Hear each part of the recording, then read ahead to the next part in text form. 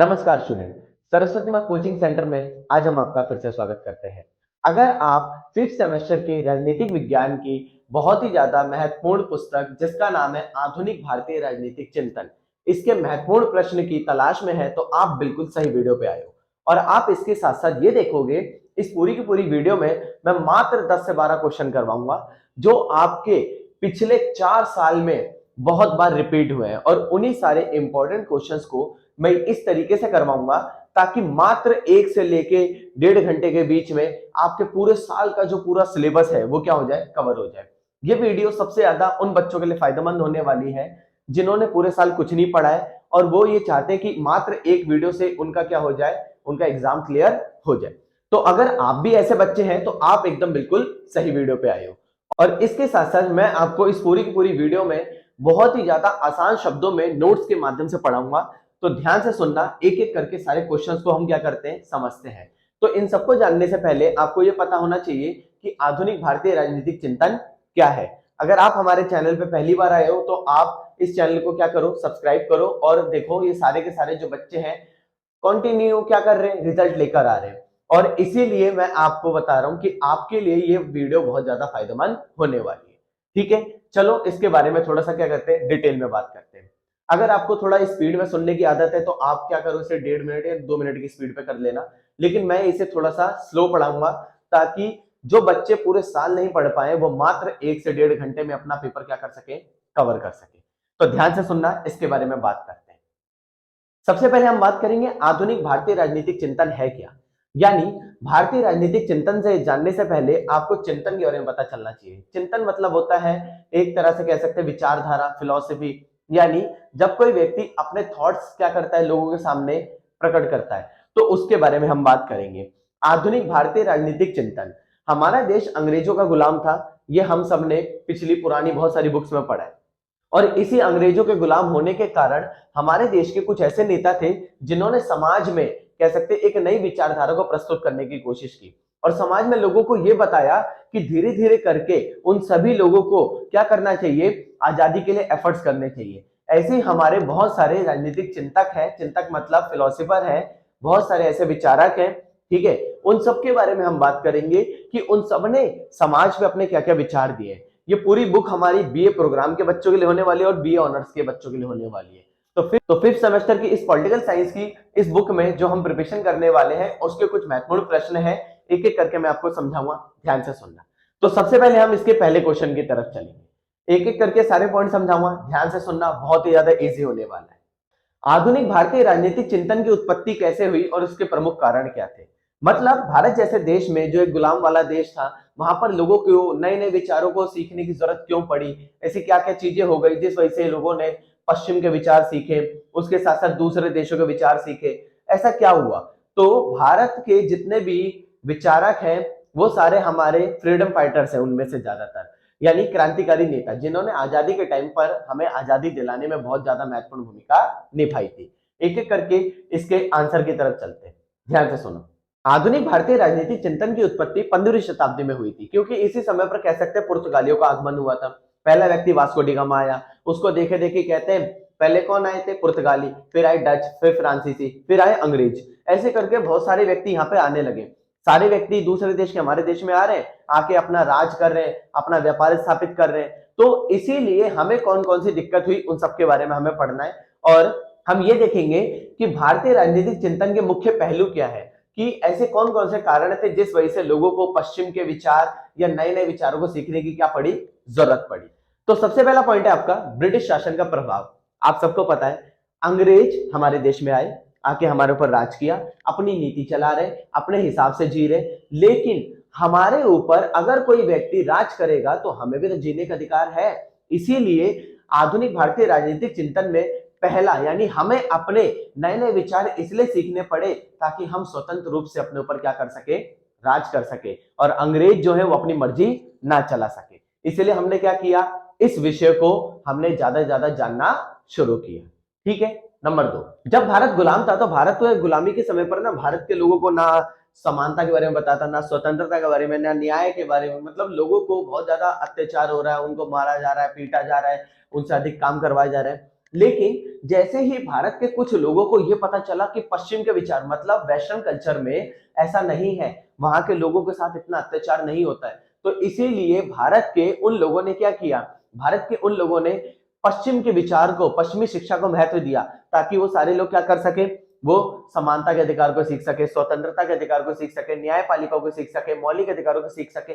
जब वो ये सारी चीजों को सीखेंगे तभी जाकर वो अपने लिए क्या कर पाएंगे, स्टेप ले पाएंगे। इसलिए भारत में आधुनिक पाश्चात्य कल्चर को बहुत ज्यादा क्या दिया गया, महत्व दिया गया। मतलब पश्चिम की जो संस्कृति थी, पश्चिम की जो शिक्षा थी, उसे बहुत ज्यादा यहाँ पर इंपॉर्टेंस दी गई। ये नंबर 2 था आपका। अब चलते हैं नंबर 3 की तरफ। राष्ट्रीयता की भावना। भारत के जितने भी लोग थे सब गुलामी में अपना जीवन जी रहे हैं। मतलब कहने का क्या है कि उन्हें बहुत ज्यादा मारा जा रहा है, उन्हें उनकी संपत्ति, उनके राजपाट, उनकी सारी चीजें उनसे क्या कर ली गई, छीन ली गई। इसीलिए आधुनिक पाश्चात्य कल्चर को, यानी पश्चिम की शिक्षा और पश्चिम के विचारों को सीखने की जरूरत हमें इसलिए पड़ी ताकि हम राष्ट्रवाद की भावना लोगों के अंदर जगा सके। हम लोगों को यह बता सके कि तुम्हें अपने लिए खुद को कह सकते हैं आगे बढ़ाना पड़ेगा, अपने विचारों को प्रस्तुत करना पड़ेगा, तभी जाकर हम अंग्रेजों से क्या कर पाएंगे, आजादी के लिए मांग कर पाएंगे और धीरे धीरे करके अपने देश को आजाद कर पाएंगे। यह नंबर 3 था। चलते नंबर 4 की तरफ। सामाजिक सुधार आंदोलन।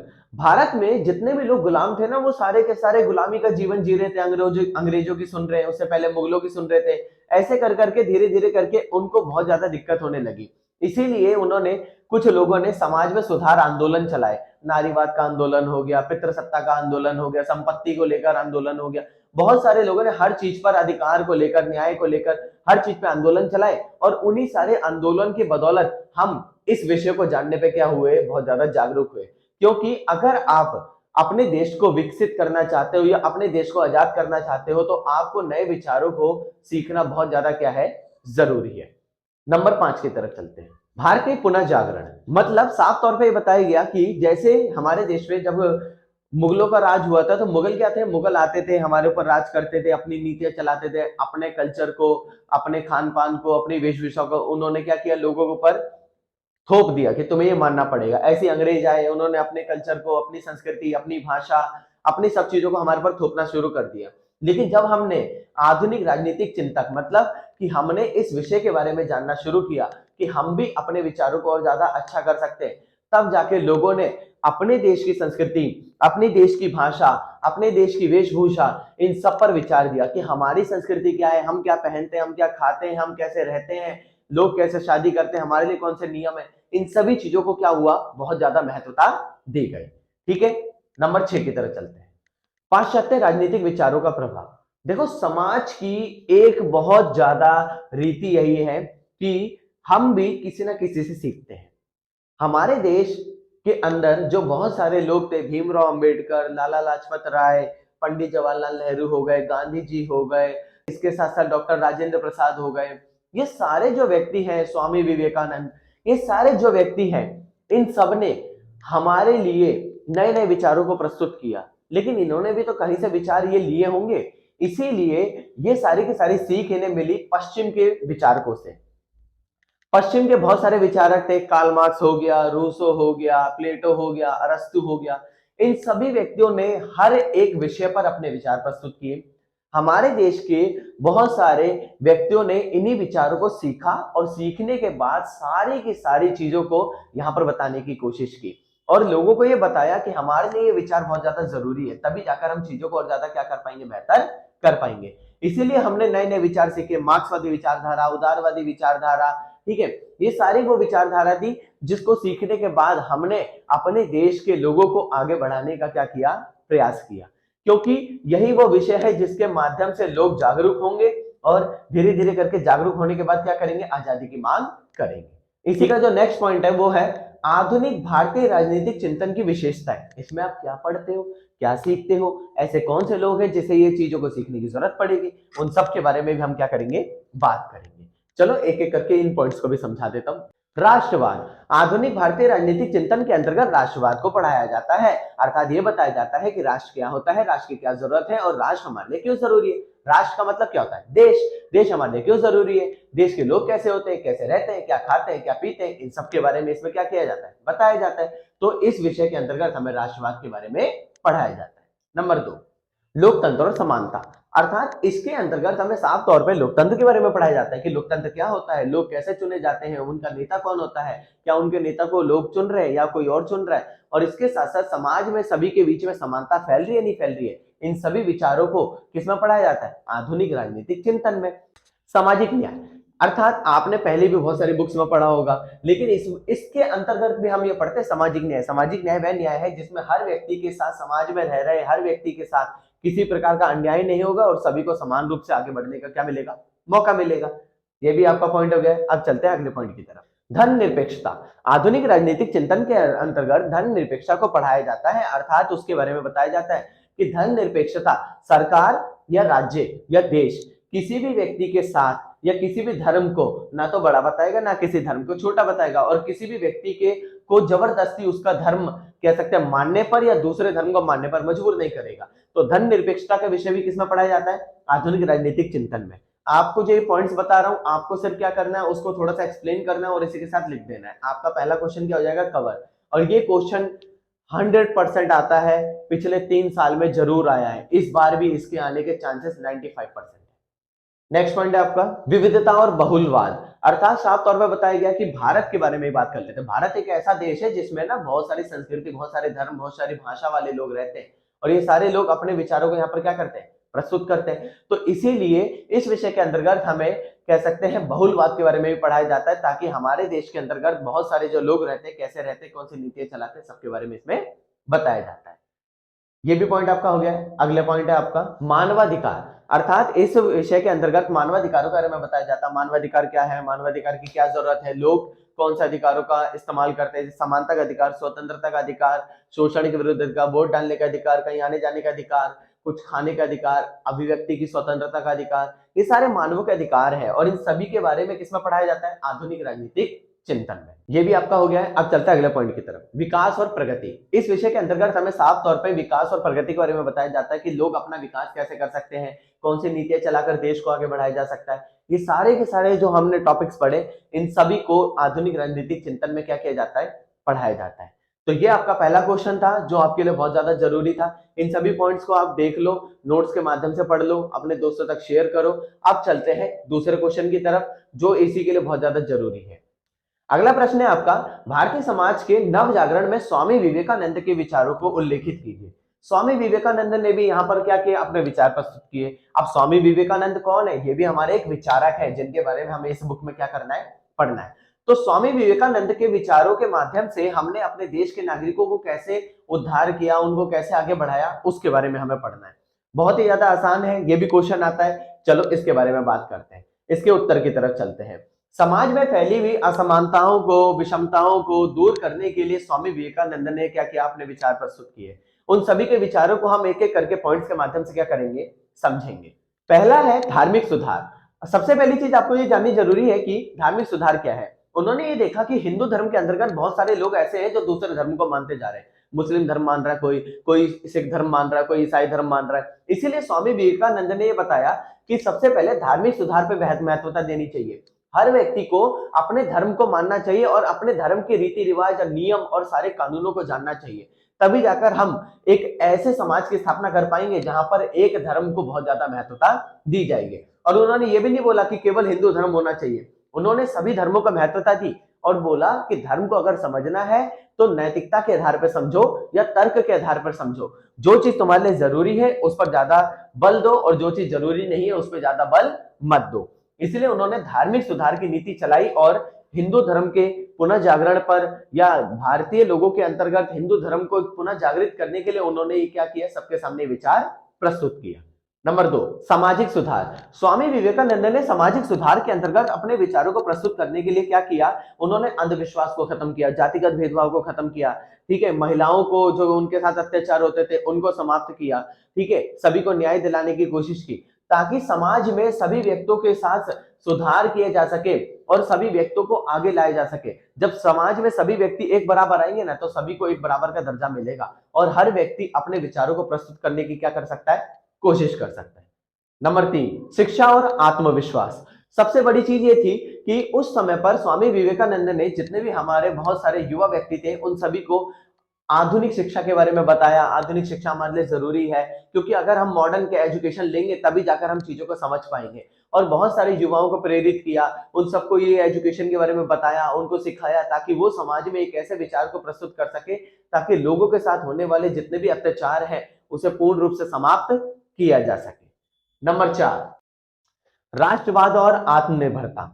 हमारा एक ऐसा देश है जिसके अंतर्गत हमें राष्ट्रवाद को महत्व देना चाहिए क्योंकि हमारे देश पर हर कोई आता था, राज करके चला जाता था। अभी हमने पिछले क्वेश्चन में भी पढ़ा था, लेकिन हमें हमेशा राष्ट्रवाद पर फोकस करना चाहिए। अपने देश को एकजुट रखने की कोशिश करनी चाहिए, अपने देश को आगे बढ़ाने की कोशिश करनी चाहिए। इसीलिए स्वामी विवेकानंद के विचारों से हर व्यक्ति को इंस्पिरेशन मिली, जिसमें चाहे बच्चे हो, चाहे बड़े हो, चाहे महिला हो, चाहे पुरुष हो, कोई भी व्यक्ति हो, सभी को समाज में समान रूप से आगे बढ़ने का क्या मिला, अवसर मिला, ताकि सभी के बीच में राष्ट्रवाद की भावना बढ़े और सभी क्या हो जाए, आत्मनिर्भर हो जाए, ताकि हर व्यक्ति स्वयं के लिए क्या कर सके, खुद प्रयास कर सके। ये चौथा पॉइंट था आपका। अब चलते हैं अगले पॉइंट की तरफ। महिला सशक्तिकरण, अर्थात साफ शब्दों में ये बताया गया है कि महिलाओं के लिए भी उन्होंने बहुत ज्यादा महत्वता दी। उन्होंने तो ये तक बताया कि महिला हमारे समाज की रीढ़ की हड्डी है और उनके लिए होने वाले जातिगत भेदभाव को या फिर कह सकते हैं सती प्रथा जैसी चीजों को या विधवा विवाह जैसी चीजों को उन्होंने समाप्त करने की कोशिश की और महिलाओं को समाज में सबके बराबर लाने की क्या की, कोशिश की। ठीक है, नेक्स्ट पॉइंट की तरफ चलते हैं। युवाओं को प्रेरित करना। एक देश को बदलने में सबसे बड़ा योगदान युवाओं का होता है, नौजवानों का होता है, क्योंकि उनकी सोच इस तरीके की होती है कि वो हमेशा नया सोचते हैं। इसीलिए स्वामी विवेकानंद ने आजादी के लिए लोगों के बीच में युवाओं को अधिक से अधिक मात्रा में प्रेरित किया ताकि समाज में सभी विचारों को वो अधिक मात्रा में क्या कर सके, बढ़ा सके।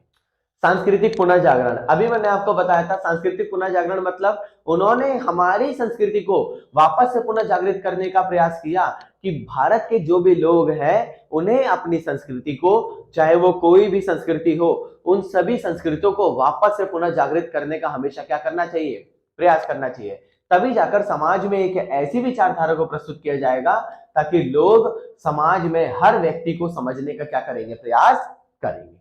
ये भी आपका पॉइंट हो गया है। विश्व में भारत का प्रतिनिधित्व, स्वामी विवेकानंद इतने ज्यादा कह सकते हैं दूरदर्शी थे, जिसमें उन्होंने क्या किया, उन्होंने बोला कि हमारा देश गुलाम क्यों है, हम भी विश्व में पूरे विश्व को उसका नेतृत्व कर सकते हैं, मतलब उसको लीड कर सकते हैं, अपना रोल भी वहां दिखा सकते हैं।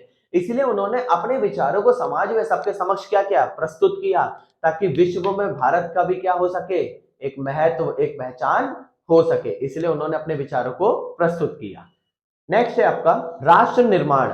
वो अपने विचारों से लोगों को इतना ज्यादा इंस्पायर करते थे, इसलिए उन्होंने राष्ट्र निर्माण की नींव रखी ताकि हर व्यक्ति को समाज में एक बराबर आने का मौका मिले, एक ऐसे देश का निर्माण हो जहां पर किसी के साथ अन्याय ना हो। इसलिए उन्होंने सबसे ज्यादा इस पे किसका योगदान था, उन्होंने युवाओं से बहुत ज्यादा इंस्पिरेशन उनको दी ताकि हर व्यक्ति को समाज में एक बराबर आने का क्या मिल सके, मौका मिल सके।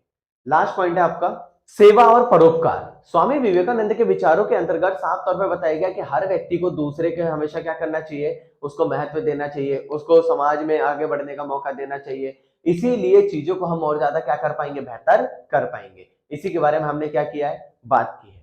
ठीक है, ये क्वेश्चन आपका खत्म हो गया है। अब चलते हैं थर्ड क्वेश्चन की तरफ। पहले दो क्वेश्चन बहुत आसान थे, तीसरा, चौथा, पांचवा, छठा, ऐसे कर करके 12 क्वेश्चन है मैंने आपके लिए बहुत ज्यादा इंपॉर्टेंट निकाले हैं। ध्यान से देखना, पूरी वीडियो देखना ताकि आप भी इसको कर सको और आपके दोस्त भी इससे क्या कर सके, पढ़ सके। अब जो आपका तीसरा क्वेश्चन है वो है रविंद्रनाथ टैगोर और महात्मा गांधी जी ने राष्ट्रवाद के विचारों पर अपने क्या विचार दिए, उसका तुलनात्मक विश्लेषण करना है। तो सबसे पहले हम इसको समझ लेते हैं। रविंद्रनाथ टैगोर ने भी राष्ट्रवाद पे विचार दिए, महात्मा गांधी ने भी दिए, अरे बहुत सारे व्यक्ति हैं जिन्होंने विचार दिए। लेकिन इन दोनों के विचारों के माध्यम से अगर हम देखें तो समाज में किन नीतियों को ज्यादा महत्वता दी गई और दोनों का तुलनात्मक विश्लेषण भी करना है। तो एक एक करके पहले इनके बारे में बात कर लेते हैं। तो रविंद्रनाथ टैगोर भी एक ऐसे व्यक्ति थे जिन्होंने समाज में राष्ट्रवाद के प्रति अपने विचार प्रस्तुत किए और उनके विचारों से लोगों को क्या जागरूकता मिली। महात्मा गांधी ने जो विचार दिए उनके विचारों से क्या जागरूकता मिली, और लास्ट में दोनों की क्या कर देंगे, तुलना कर देंगे। तो सबसे पहले हम रविंद्रनाथ टैगोर के विचारों को क्या करते हैं, यहाँ पर पढ़ते हैं। साम्राज्यवाद और हिंसा। अब रविंद्रनाथ टैगोर क्या कहते हैं, साम्राज्यवाद और हिंसा का मतलब कि अगर समाज में दो कम्युनिटी के लोग रह रहे हैं, मतलब दो धर्म के लोग रह रहे हैं या दो जाति, दो समुदाय के लोग रह रहे हैं, तो अगर उनके बीच में तालमेल स्थापित नहीं किया गया ना, तो आगे चल के क्या होगा कि ये हमारा जो हिस्सा होगा वो दो हिस्सों में परिवर्तित हो जाएगा, जैसे भारत में हुआ। आगे चल के अब रविन्द्रनाथ टैगोर ने तो पहले ही अपने विचार प्रस्तुत कर दिए थे। सन 1906 में एक पार्टी बनी मुस्लिम लीग, धीरे धीरे करके उसी मुस्लिम लीग ने क्या किया, आगे चल के अपने विचारों को प्रस्तुत किया, मुसलमानों को अलग किया, हिंदुओं की पार्टी कांग्रेस बनती गई और मुसलमानों की पार्टी क्या बनती गई, मुस्लिम लीग। धीरे धीरे करके 1947 तक आते आते भारत का क्या हो गया, विभाजन हो गया और इसी प्रकार पाकिस्तान का निर्माण हुआ। तो वो भी ये बताने के प्रयास कर रहे हैं कि अगर समाज में दो समुदाय हैं, अगर दोनों को एक साथ लेकर नहीं चला गया तो साम्राज्यवाद यानी पूरे देश का विभाजन हो सकता है और देश में हिंसा भी फैल सकती है। यही विचारों को उन्होंने क्या किया, प्रस्तुत किया।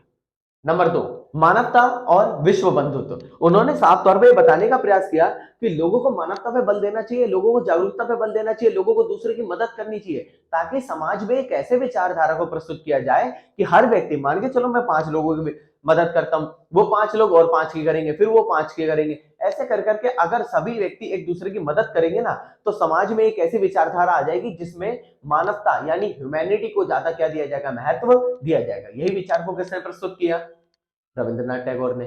नंबर 3, भारतीय संस्कृति और सभ्यता।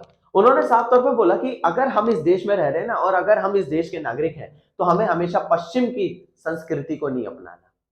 शिक्षा को अपना सकते हैं, शिक्षा को सीख सकते हैं, लेकिन संस्कृति को नहीं अपनाना। अपने देश में रहते हुए अपने देश की नीतियों का महत्व दो, अपने देश की चीजों को सीखो, तभी तो जाकर चीजों को बेहतर कर पाओगे। वही चीज को किसने, रविन्द्रनाथ टैगोर ने बताने का क्या किया, प्रयास किया। नंबर 4, स्वदेशी और आत्मनिर्भरता। रविन्द्रनाथ टैगोर ने साफ तौर पे ये बताया कि हमारे देश के जो लोग हैं वो बेहतर है, वो इतने बेहतर है कि वो बाकियों से बेहतर है। अगर हम अपने देश की स्वदेशी चीजों को इस्तेमाल करते हैं, उसको प्रयोग में लाते हैं, तो इससे हमारे देश की संस्कृति का उद्धार होता है और उसी को यहाँ पर बताने की क्या की, उन्होंने कोशिश की और ऐसे विचारों को प्रस्तुत किया ताकि हर व्यक्ति के अंदर स्वदेशी विचारों का महत्वता मिले और हर व्यक्ति को नई चीजों को सीखने का क्या हो, हमेशा अवसर प्रदान हो सके। इसीलिए उन्होंने इस पर क्या किया, महत्व दिया। नंबर 5, शिक्षा और जागरूकता।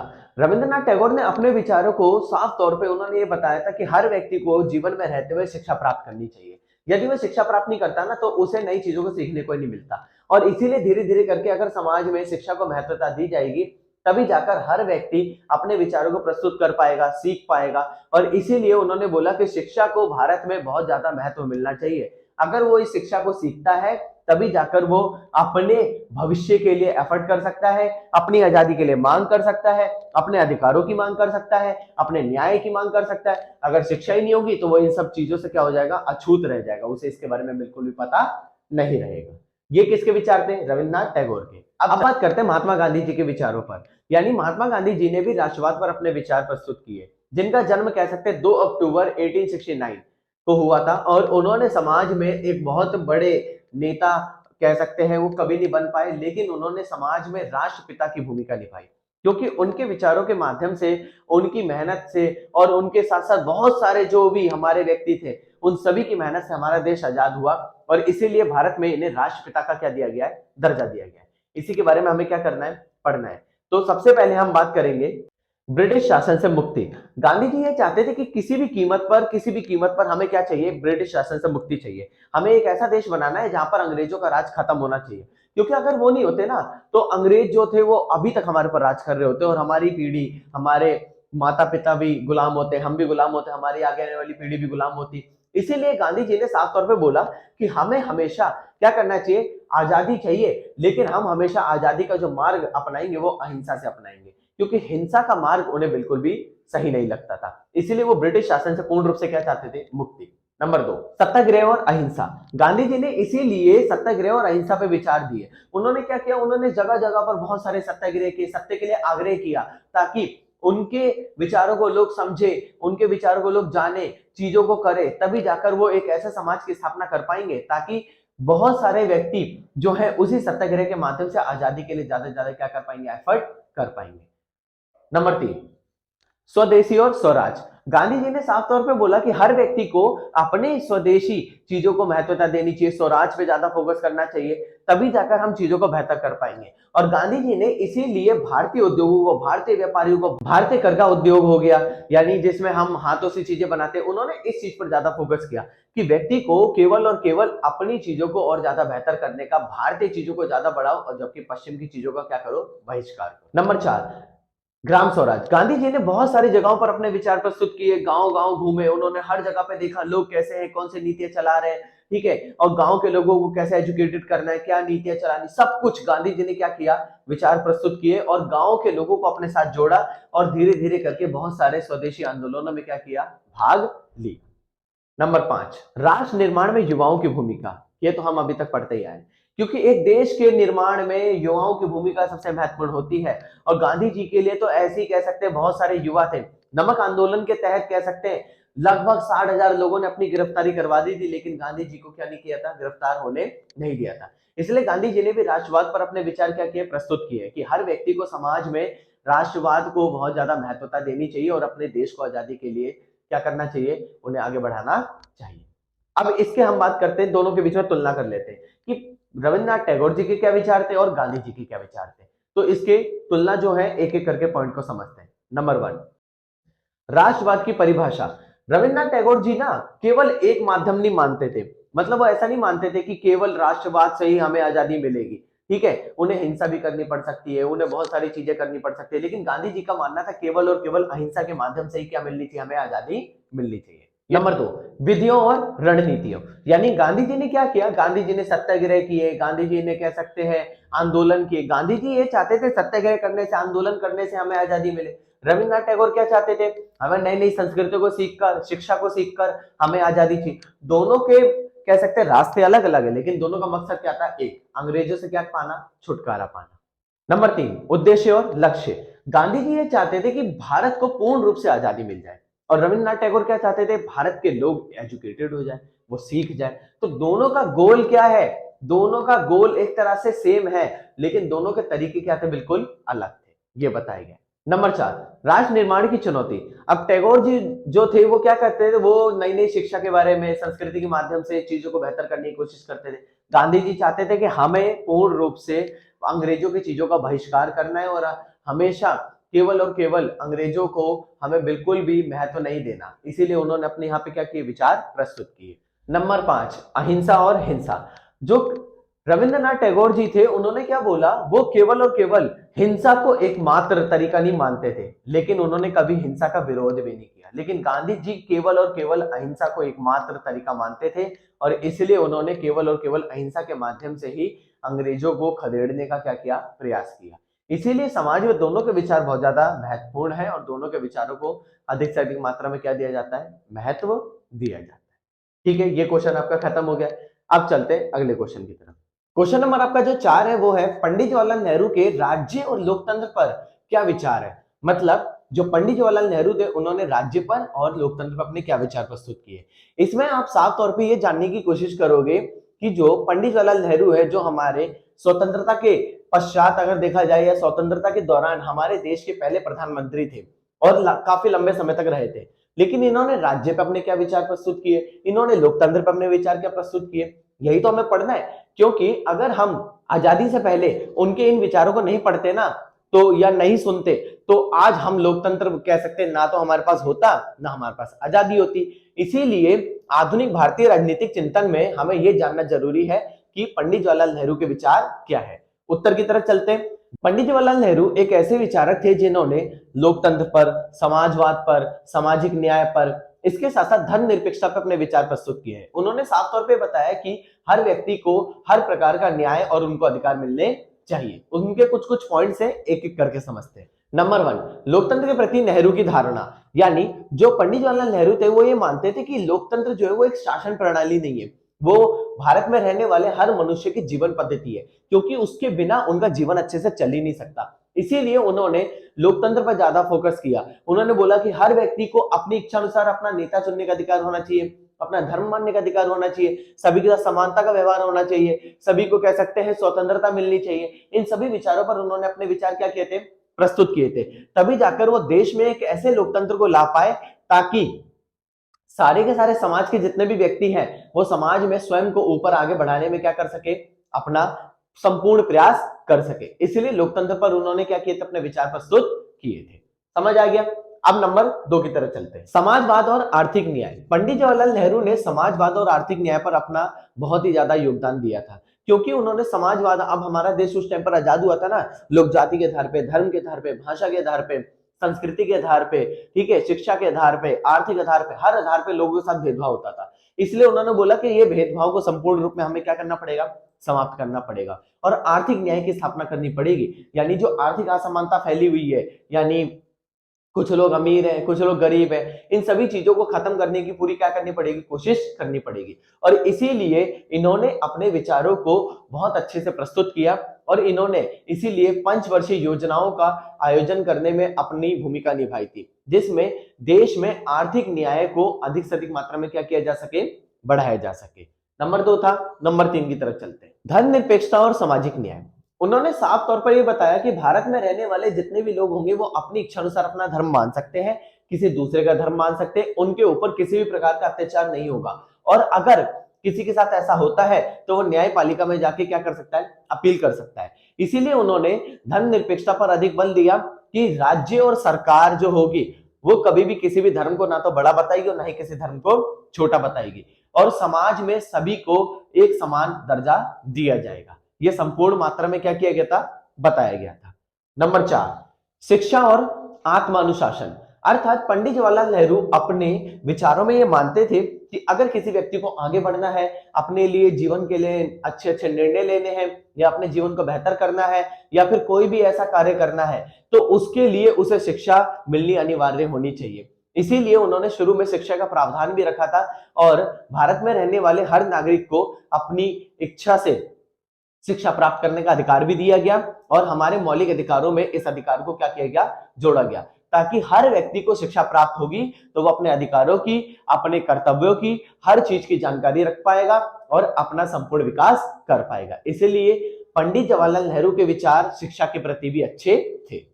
नंबर 5, विज्ञान और प्रौद्योगिकी का महत्व। अर्थात उन्होंने साफ तौर पे बताने की कोशिश की कि भारत में जो भी व्यक्ति रह रहा है उसे साइंस के बारे में, विज्ञान के बारे में अधिक से अधिक मात्रा में पता होना चाहिए, नई नई तकनीकों के बारे में पता होना चाहिए, क्योंकि जब तक वो नई तकनीक के बारे में नहीं जानता, वो नहीं सीखता, तो वो कुछ नहीं कर सकता। इसीलिए पंडित जवाहरलाल नेहरू के विचारों के अंतर्गत उन्होंने साफ तौर पर बताया कि भारत में अगर किसी भी नई तकनीक का प्रयोग होता है तो उन्हें क्या करना चाहिए, इस नई तकनीक को संपूर्ण देश में लाना चाहिए और हर व्यक्ति को उसका इस्तेमाल करने का क्या मिलना चाहिए, मौका मिलना चाहिए।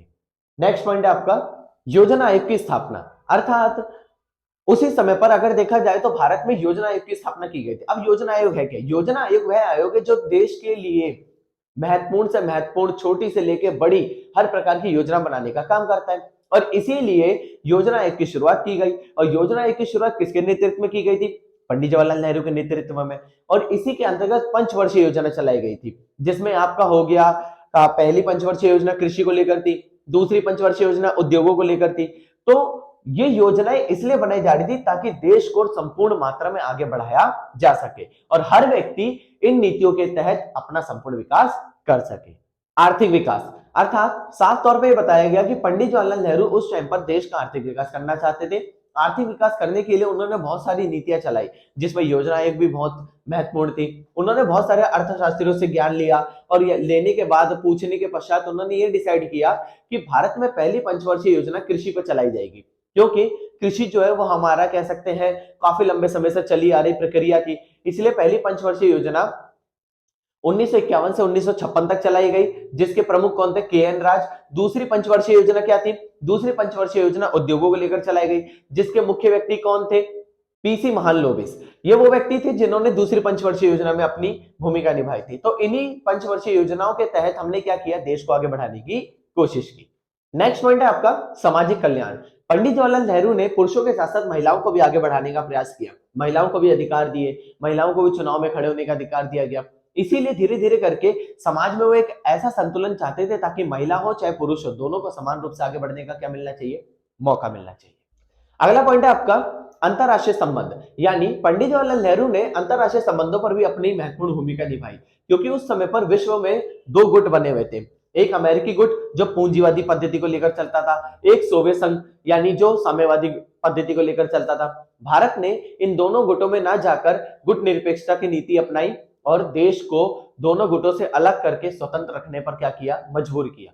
क्यों? क्योंकि अगर हम दोनों में से किसी भी एक गुट में शामिल हो जाते तो हमें उनकी बात जबरदस्ती क्या करनी पड़ती, माननी पड़ती। इसीलिए ये चीज बताई गई है। और लास्ट पॉइंट है आपका संविधान का महत्व। पंडित जवाहरलाल नेहरू ने अपने विचारों में संविधान के महत्व को अत्यधिक महत्व दिया, क्योंकि वो ये साफ तौर पे चाहते थे कि जो भी व्यक्ति है वो संविधान के अनुसार अपने देश को चलाएगा।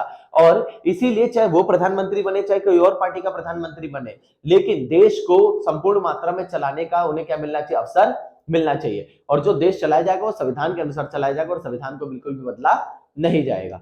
तो इन सभी तर्कों से हम ये समझ सकते हैं कि पंडित जवाहरलाल नेहरू ने अपने विचारों से लोगों को इंस्पायर किया और लोगों को ज्यादा ज्यादा जागरूक करने की क्या की, कोशिश की।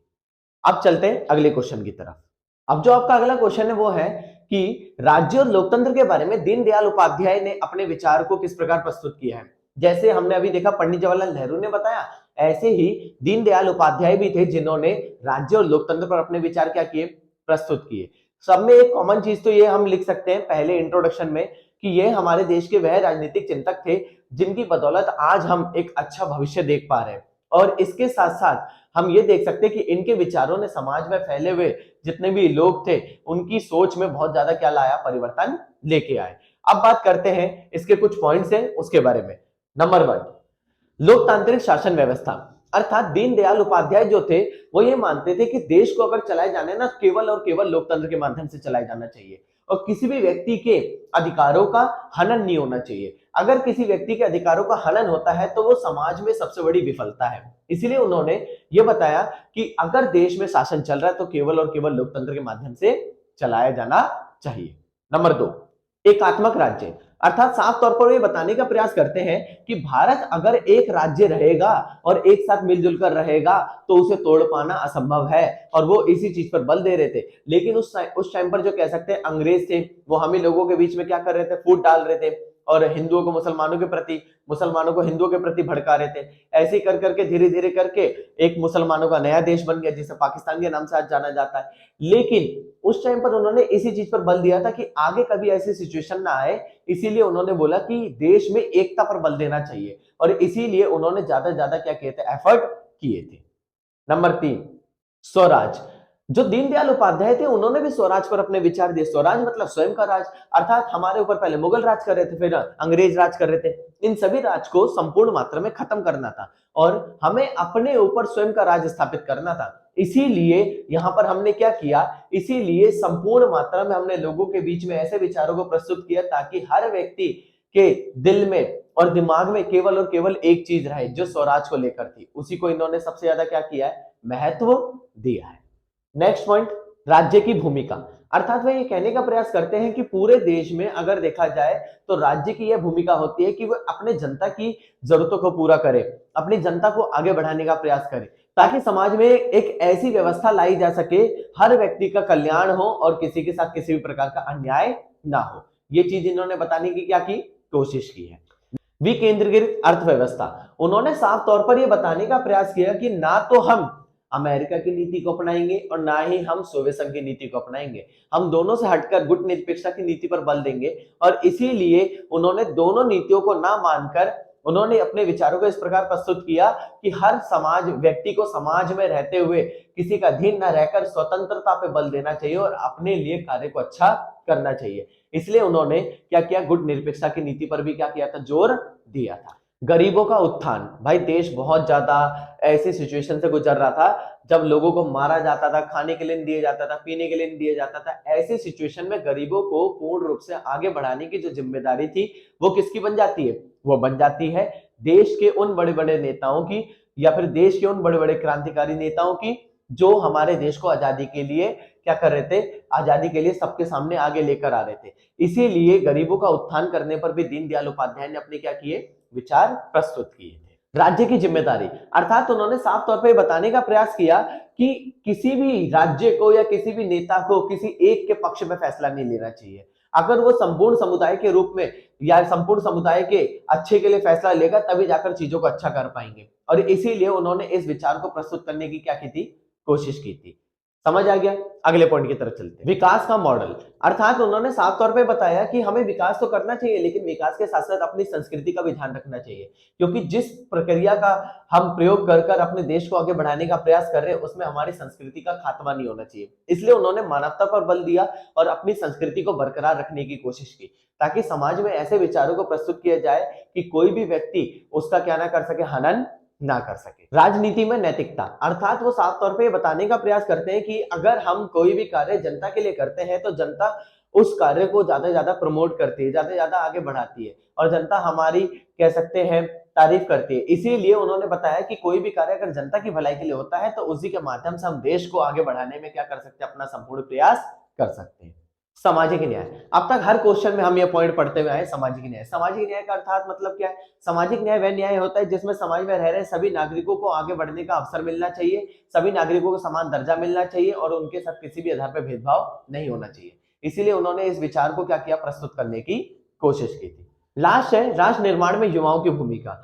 अब देखो ये हमने ना क्वेश्चन के जितने भी पॉइंट्स है ना वो ज्यादातर सिमिलर है सब में, क्योंकि इसमें हम ये देखेंगे कि राष्ट्र जो निर्माण हुआ उसमें युवाओं की क्या भूमिका थी, क्योंकि युवाओं को अगर हम प्रेरित करते हैं, उनको हम और ज्यादा एनकरेज करते हैं, तभी जाकर हम चीजों को और ज्यादा बेहतर कर पाएंगे। इसीलिए उन्होंने इन विचारों को क्या किया, प्रस्तुत किया।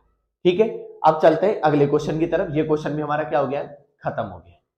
अब जो आपका अगला क्वेश्चन है वो है समाजवाद को पुनर्भाषित करने में राम मनोहर लोहिया के विचार क्या है।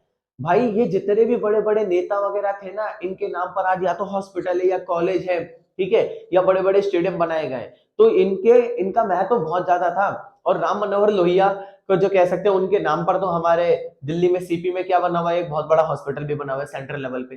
तो हम उन्हीं के विचारों को क्या करने जा रहे हैं, पढ़ने जा रहे हैं कि राम मनोहर लोहिया ने अपने क्या विचार प्रस्तुत किए और किस प्रकार समाज में एक नई विचारधारा को लाने का क्या किया, प्रयास किया। उसी के बारे में क्या करते हैं, पढ़ते हैं। तो राम मनोहर लोहिया भी एक ऐसे विचारक थे जिन्होंने भारत की सोच में परिवर्तन लाने की कोशिश की, भारत के युवाओं को एनकरेज किया ताकि वो ज्यादा से ज्यादा मात्रा में स्वतंत्रता में अपनी भूमिका निभाए और देश को आजाद कराने में अपना संपूर्ण योगदान दे। उनके विचारों को हम क्या करते हैं, एक एक करके पढ़ते हैं, ध्यान से सुनना। नंबर 1, विकेंद्रीकृत समाजवाद, अर्थात राम मनोहर लोहिया ने जो थे विकेंद्रीकृत समाजवाद की महत्वता पर जोर दिया। उन्होंने बोला कि जितने भी संसाधन होते हैं, जितनी भी चीजें होती हैं, रिसोर्सेज होते हैं, उन सबको सभी के रूप में बीच में बराबर में कह सकते हैं बांटना चाहिए। कहने का मतलब क्या है कि जितने भी संसाधन, जितनी भी चीजें आ रही हैं, उन्हें सबको समान रूप में सबको बांटने का संपूर्ण अवसर देना चाहिए। इसलिए राम मनोहर लोहिया ने अपने विचारों को क्या किया था, यहाँ पर प्रस्तुत किया था। ठीक है, नंबर 1 हो गया। नंबर 2 की तरफ चलते हैं। सप्त क्रांति,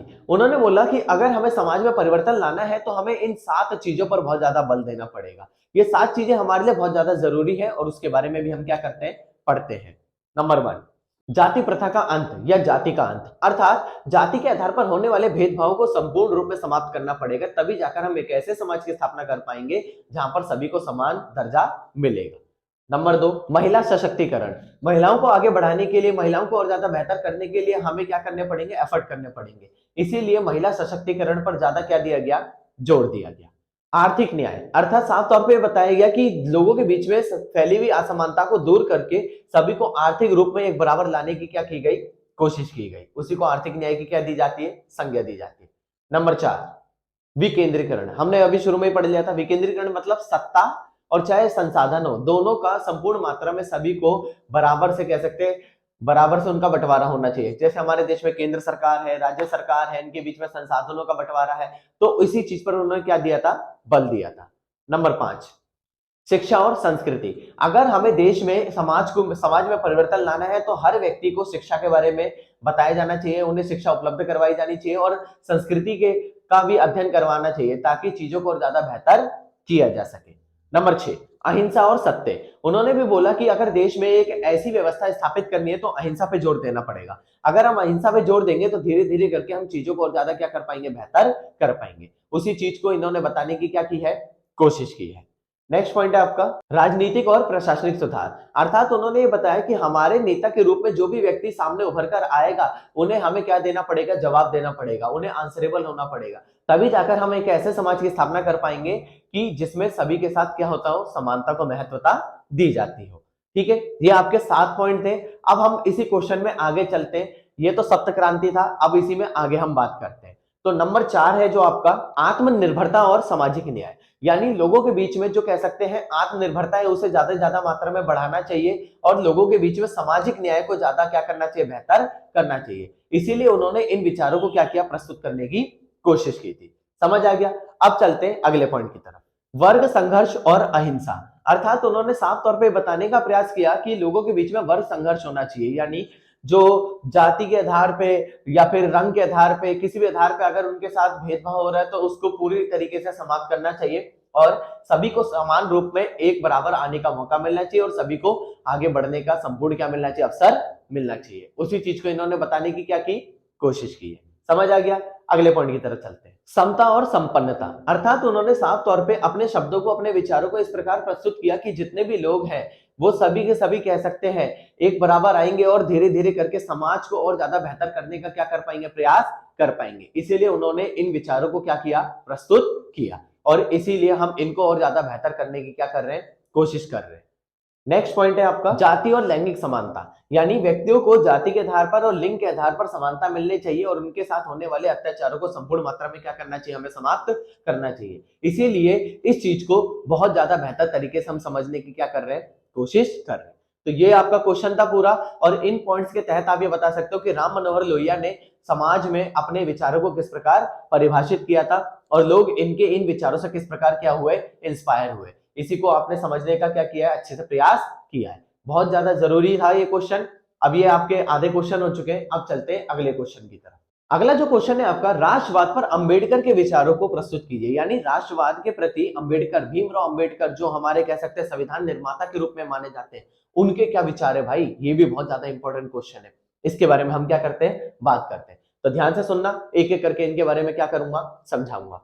सबसे पहला, भीमराव अंबेडकर ने अपने विचारों को समाज में प्रस्तुत करने की कोशिश की और जितने भी निचली जाति के लोग थे उन्हें समाज में समान रूप से आगे बढ़ने का अवसर प्रदान करवाया और उन्हीं के विचारों को हम निम्नलिखित बिंदुओं के माध्यम से समझ सकते हैं। तो पहला पॉइंट है आपका समावेशी और बहुलवादी राष्ट्रवाद। अर्थात उन्होंने साफ तौर पर यह बोला कि हमें ना एक देश को अगर बनाना है तो उसमें सभी प्रकार के संस्कृति, धर्म, जाति, रंग या फिर किसी भी प्रकार के व्यक्ति को यहाँ पर रहने का अधिकार होना चाहिए। अगर हम केवल और केवल एक संस्कृति को बढ़ावा देंगे ना तो ये हमारे लिए बहुत ज्यादा क्या होगा, हानिकारक होगा। इसीलिए इन्होंने इन विचारों को प्रस्तुत करने की क्या की थी, कोशिश की थी और इन्होंने ये बताया कि हम एक ऐसे देश की स्थापना करने जा रहे हैं या एक ऐसे देश के लिए अपने नियम बना रहे हैं कि जिसमें हर व्यक्ति को समाज में संपूर्ण मात्रा में रहने का अवसर मिलना चाहिए और किसी के साथ किसी प्रकार का अन्याय नहीं होना चाहिए। समझ आ गया। नंबर 2, स्वतंत्रता। उन्होंने साफ तौर पे स्वतंत्रता पे बल दिया। उन्होंने बोला स्वतंत्रता का मतलब ये नहीं है कि आपने अंग्रेजों से आजादी ले ली। स्वतंत्रता का मतलब ये है कि आप एक ऐसे देश में रह रहे हो जहां पर किसी के साथ भी किसी प्रकार की रोक टोक नहीं हो रही है, चाहे वो जाति के आधार पे हो, चाहे धर्म के आधार पे हो, चाहे भाषा के आधार पे हो, चाहे संस्कृति के आधार पे हो, किसी भी आधार पे उनके साथ क्या नहीं हो रहा है, रोक टोक नहीं हो रही है। इसलिए उन्होंने स्वतंत्रता पर अधिक मात्रा में क्या दिया था, बल दिया था। समझ आ गया। नंबर 3, सामाजिक न्याय और समानता। ये तो हम हर क्वेश्चन में पढ़ते आ रहे हैं। सामाजिक न्याय और समानता पे ज्यादा जोर दिया। उन्होंने बोला समाज में समानता को महत्वता देनी चाहिए ताकि सभी के बीच में एक ऐसे देश की स्थापना की जा सके, एक ऐसे देश को आगे बढ़ाया जा सके जिसमें सभी व्यक्ति को समाज में समान रूप से आगे बढ़ने का क्या मिल रहा है, अवसर मिल रहा है। ठीक है। नंबर 4, लोकतांत्रिक मूल्यों और सामाजिक राष्ट्रवाद पर आधारित राष्ट्र राज्य। अर्थात उन्होंने साफ तौर पे बताने की कोशिश की कि अगर हम देश के अंतर्गत कोई भी फैसला लेते हैं तो किसी एक धर्म, एक समुदाय के लिए नहीं होना चाहिए, सभी को समाज में समान रूप से आगे बढ़ने का संपूर्ण अवसर मिलना चाहिए। इसीलिए उन्होंने ये बताया कि अगर किसी एक कम्युनिटी के लिए अगर हम फैसला लेते हैं, एक समुदाय के लिए फैसला लेते हैं, तो वो हमेशा देश के बंटवारे का क्या बनता है, कारण बनता है। इसी को संपूर्ण मात्रा में उन्होंने समाप्त करने की क्या की थी, कोशिश की थी। समझ आ गया। अगले पॉइंट की तरफ चलते हैं, बंधुत्व। उन्होंने बंधुत्व के सिद्धांत पर बल दिया कि हर व्यक्ति को देश में रहते हुए सभी को एक बराबर का मौका मिलना चाहिए, सभी को एक बराबर आना चाहिए, सभी को एक बराबर रूप से आगे बढ़ने का मौका मिलना चाहिए, सभी एक दूसरे की मदद करें। इसी के तहत वो देश को आगे बढ़ाना चाहते थे और वो ये चाहते थे कि एक ऐसे समाज की स्थापना हो जिसमें सभी एक दूसरे की मदद करने पर हमेशा क्या रहे, तैयार रहे। राष्ट्रवाद और जाति। उन्होंने ये बताने का प्रयास किया कि राष्ट्रवाद और जाति बहुत ज्यादा जरूरी है भाई, क्योंकि भारत में अब देखो भीमराव अंबेडकर भी निचली जाति के थे, उनके साथ भी अत्याचार होता था। उस अत्याचार को समाप्त करने के लिए, राष्ट्रवाद पर ज्यादा फोकस करने के लिए इन्होंने क्या किया, संपूर्ण मात्रा में लोगों को बहुत ज्यादा महत्व दिया। इसीलिए समाज में लोगों को और अधिक मात्रा में बढ़ाने का इन्होंने क्या किया, प्रयास किया। इसी को इन्होंने बताने की क्या की है, कोशिश की है। समझ आ गया। अब चलते हैं अगले पॉइंट की तरफ। नागरिक पहचान। उन्होंने बताया कि एक नागरिक की पहचान खुद की स्वयं की पहचान होनी चाहिए। अगर वो किसी और के आधार पर चुना जा रहा है या समझा जा रहा है या समुदाय के नाम पर जाना जा रहा है, तो ये उसकी पहचान नहीं होनी चाहिए। इसलिए उन्होंने इस विचार को प्रस्तुत करने की क्या की थी, कोशिश की थी। ये बहुत ज्यादा मात्रा में उन्होंने बताने का क्या किया है, प्रयास किया है। धर्मनिरपेक्षता। उन्होंने भी ये बताया कि किसी भी व्यक्ति को धर्म के आधार पर कह सकते हैं नीचा नहीं दिखाना चाहिए, हमेशा उसे आगे बढ़ाने का संपूर्ण अवसर मिलना चाहिए। इसलिए उन्होंने अपने विचारों को यहाँ पर संपूर्ण मात्रा में कह सकते हैं बढ़ाने की क्या की, कोशिश की। और उन्होंने इसीलिए चीजों को और ज्यादा बेहतर करने का क्या किया था, प्रयास किया था कि धर्म जो है वो एक व्यक्तिगत सिद्धांत है, राज्य को या देश को कभी भी उस पर अपनी महत्वता नहीं दिखानी चाहिए, और किसी भी देश को धर्म के आधार पर बिल्कुल भी भेदभाव नहीं करना चाहिए। इसलिए उन्होंने धर्मनिरपेक्षता के सिद्धांत पर ज्यादा क्या किया, बल दिया। समझ आ गया। अब चलते हैं इस क्वेश्चन के आखिरी पॉइंट की तरफ। राष्ट्र निर्माण में युवाओं की भूमिका। ये तो पॉइंट आप मान के चलो सब में ही लिख दो। राष्ट्र निर्माण में युवाओं की भूमिका का अर्थात मतलब क्या था कि अगर देश के लिए युवा प्रेरित नहीं होगा और युवा अगर आगे नहीं बढ़ेगा तो हम किसी और से उम्मीद नहीं कर सकते। इसीलिए उन्होंने चीजों को और ज्यादा बेहतर करने की क्या की थी, कोशिश की थी। समझ आ गया। अब यह आपका क्वेश्चन क्या हो गया, खत्म हो गया। ठीक है, अब बात करते हैं अगले क्वेश्चन की। अब बात करते हैं प्रश्न नंबर 8 की। राजा राममोहन राय ने पश्चिमी विचारों पर ज्यादा महत्व क्यों दिया। देखो, राजा राममोहन राय सबकी तरह नहीं थे। उन्होंने ना समाज में अपने अलग विचार प्रस्तुत किए। उन्होंने ऐसा माना कि अगर समाज में हम नई चीजों को सीख रहे हैं तो उसका मतलब ये नहीं है कि हम उनके गुलाम बन रहे हैं, क्योंकि वो पश्चिमी विचारों के प्रति बहुत ज्यादा आकर्षित थे।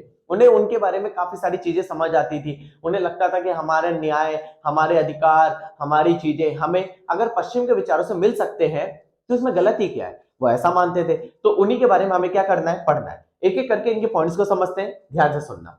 नंबर 1, तर्क संगतता और वैज्ञानिक दृष्टिकोण। अर्थात वे साफ तौर पे ये मानते थे कि अगर व्यक्ति को कोई भी कार्य करना है तो वो तर्क संगतता के आधार पे, मतलब पॉइंट ऑफ व्यू भी तो होना चाहिए ना, वो चीज वैलिड भी तो होनी चाहिए, उसी के आधार पर उसे करना चाहिए। जैसे भारत में फैली हुई कुछ विचारधाराएं थी, सती प्रथा, व्यक्ति मर गया, पुरुष मर गया, उसके मरने के बाद उसकी पत्नी को जला दिया, ये कौन सी विचारधारा है। विधवा विवाह, अगर वो मर गई है तो मरने के बाद दोबारा विवाह नहीं कर सकती है, पुनर्विवाह नहीं कर सकती है। तो इन सारे विचारधाराओं से वो क्या थे, बहुत ज्यादा नाखुश थे। इसलिए उन्होंने इसको बिल्कुल भी क्या नहीं दी, महत्वता नहीं दी। नंबर 2, एकेश्वरवाद। वे एक ऐसी विचारधारा से बहुत ज्यादा प्रेरित थे कि पूरा का पूरा जो कह सकते हैं विश्व है उसमें एक ही ईश्वर है, और उसी पर वो ज्यादा बल देते थे। और वो ये मानते थे कि वो एक ही ईश्वर जो है समाज में सभी के बीच में सभी का संतुलन रख रहा है और सभी को आगे बढ़ने का अवसर प्रदान कर रहा है। लेकिन इसके साथ साथ उन्होंने ये भी देखा कि बहुत सारे लोग मूर्ति पूजा करते थे। उन्होंने इस चीज का क्या किया, खंडन किया। और उन्होंने ये बताने का प्रयास किया कि व्यक्ति को कभी भी जीवन में मूर्ति पूजा नहीं करनी चाहिए, केवल और केवल एक ही ईश्वर को पूजना चाहिए। समझ आ गया। अब चलते हैं अगले पॉइंट, महिला अधिकार। उन्होंने साफ तौर पर बोला कि महिलाओं को आगे बढ़ने का संपूर्ण मात्रा में अधिकार मिलना चाहिए, राजनीति में उन्हें अधिकार मिलना चाहिए, कहीं आने जाने का अधिकार मिलना चाहिए, व्यापार करने का अधिकार मिलना चाहिए, अपनी मर्जी से जीने का अधिकार मिलना चाहिए, अपना धर्म चुनने का अधिकार मिलना चाहिए। इन सारे के सारे अधिकारों के प्रति उन्होंने अपने विचार क्या किए थे, प्रस्तुत किए थे, ताकि महिलाओं को सभी के बराबर आने का क्या मिले, संपूर्ण अवसर मिले। नंबर 4, शिक्षा और सामाजिक सुधार। अर्थात उन्होंने साफ तौर पर बताया कि अगर पश्चिम, देखो सीधी सी बात है, ये लॉजिकली चीज है। यूरोप के देशों में ना बहुत सारे विचार थे, समानता का अधिकार, स्वतंत्रता का अधिकार, न्याय, इन सारी चीजों के बारे में वहां पर था। तो राजा राममोहन राय ने क्या बोला कि भाई मैं भी क्या कर सकता हूं, मैं उन विचारों को सीखूंगा और सीखने के बाद अपने अधिकारों की मांग करूंगा, क्योंकि हम तो गुलाम थे अंग्रेजों के। और इसीलिए उन्होंने इस चीज को गलत नहीं माना। इसलिए उन्होंने बोला कि हमें शिक्षा मिलनी चाहिए किसी भी स्तर की, अब वो चाहे पश्चिमी हो चाहे भारतीय हो, दोनों प्रकार की शिक्षा को प्राप्त करके हम अपने देश को और ज्यादा बेहतर करने का क्या कर सकते हैं, प्रयास कर सकते हैं। इसलिए उन्होंने शिक्षा पे ज्यादा क्या किया था, जोर दिया था। समझ आ गया। अब चलते हैं अगले पॉइंट की तरफ, सामाजिक सुधार। जो राजा राममोहन राय थे उन्होंने समाज में सुधार लाने का संपूर्ण प्रयास किया, क्योंकि वहां पर कह सकते हैं जाति प्रथा जैसी बहुत ज्यादा विचारधारा फैली हुई थी, बाल विवाह हो जाता था बच्चों का। इन सारी कुरीतियों को, मतलब जो पुराने जो बुरे विचार होते हैं, इन सबको समाप्त करने का संपूर्ण क्या किया गया, प्रयास किया गया। इसलिए उन्होंने संपूर्ण मात्रा में अपने विचारों को यहां पर प्रस्तुत करने की क्या की, कोशिश की। राजनीतिक सुधार अर्थात उन्होंने साफ तौर पे बताया कि अगर हमें कुछ ना कुछ बदलाव करना है तो हमें राजनीति में सुधार करना पड़ेगा और राजनीति में हर व्यक्ति को इस प्रकार से हमें संबोधित करना पड़ेगा, उसे आगे बढ़ाने का अवसर प्रदान करना पड़ेगा ताकि वो समाज में सबको बराबर ला सके और सभी को एक बराबर लाने के बाद वो समाज में सभी को आगे बढ़ाने का संपूर्ण मात्रा में क्या कर सके, प्रयास कर सके। इसी चीज को उन्होंने बताने की क्या की है, कोशिश की है। समझ आ गया।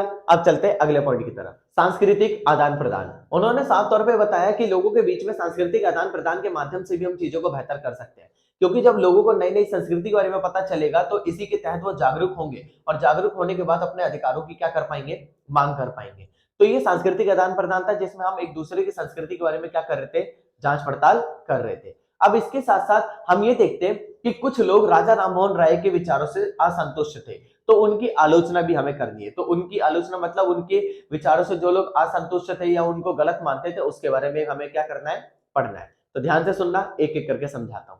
नंबर 1, सांस्कृतिक प्रभाव अर्थात कुछ लोगों का ऐसा मानना था कि राजा राममोहन राय पश्चिमी कल्चर को बहुत ज्यादा, यानी पश्चिमी जो संस्कृति है उसको बहुत ज्यादा क्या कर रहे हैं, बढ़ावा दे रहे हैं और हमारे देश की संस्कृति धीरे धीरे करके क्या हो रही है, खत्म हो रही है। इसलिए लोगों ने उनके इन विचारों को कह सकते हैं मानने से क्या कर दिया था, इनकार, और इसीलिए वो समाज में कह सकते हैं थोड़े से क्या हुए, बुरे समझे गए। लेकिन उनका मानना यह था कि हम पश्चिम के विचारों को सीखे, लेकिन इसका मतलब ये नहीं है कि हम अपने विचारों को और अपनी संस्कृति को क्या हो जाए, भूल जाए।